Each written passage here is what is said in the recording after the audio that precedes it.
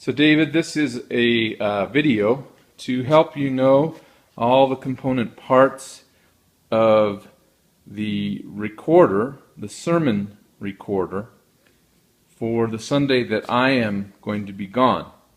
Now, all of these parts are not needed. They're just for show. I'm just showing you all these useless wires. The only thing that you're going to need is the sermon recorder itself, which is in this box. So you just open the box, and inside the box, you will see the sermon recorder. What I like to do is take the box over to the sound table, and we're getting a phone call, but we'll go ahead and, well, let me see here. It might be an important phone call.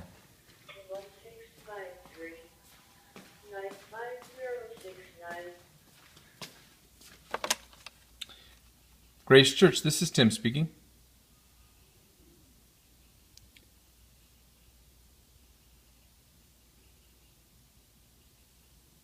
Grace Church, this, okay, wasn't that important.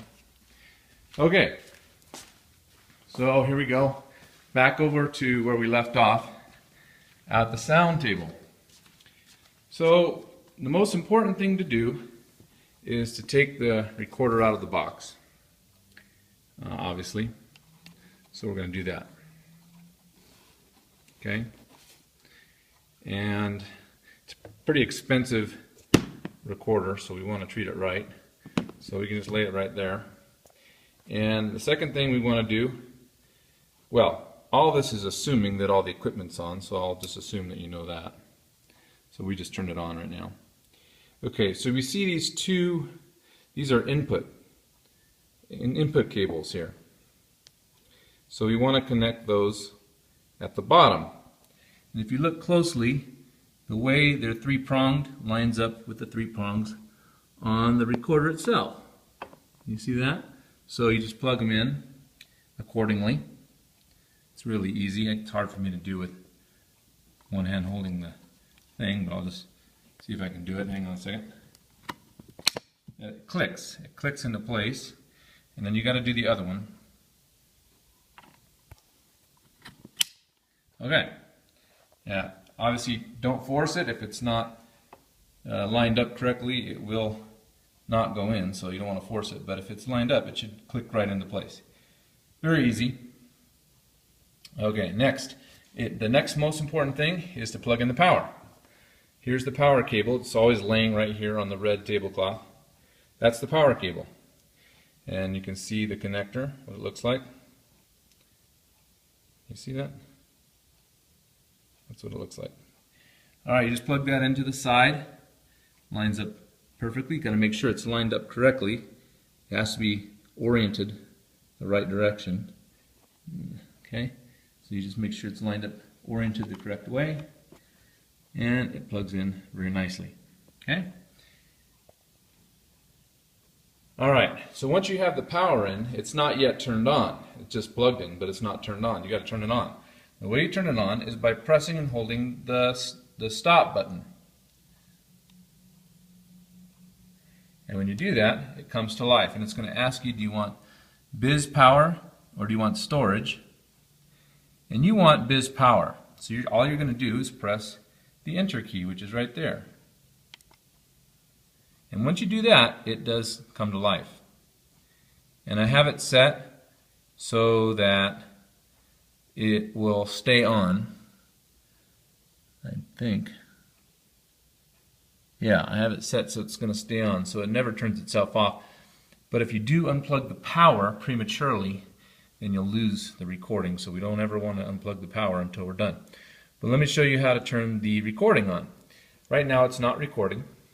And to make sure the recording begins, you press the red button and it starts to blink, but that, again, for whatever reason they designed it so that when it's blinking it's still not recording. You can see there's 0, all the way across. That means that nothing's happening. But once you press that button again, then you have a constant red. And the constant red allows the recording to begin. So technically, if I had the mic on right now, which I don't, but if I had the mic on, you would be seeing some sort of volume indicators and equalizers here on this screen. But right now I don't have the mic turned on, but if I did, you would see that. All right, let's say that's pretty much done. You don't really need to do anything else. And then when the sermon's over, you do need to remember to come over here to the recorder and press the stop button. Once you press the stop button, the recording stops. It's saved into the machine, and then you can turn the machine off by holding the stop button down, and it will turn itself off. Then you can unplug it here. That's very easy, the power. And then down here, it doesn't let you unplug it because it's locked. So the way you do it is to press those levers down at the bottom, and that releases the cables. Okay, so I'll have to do that off camera because I can't do it while I'm holding this.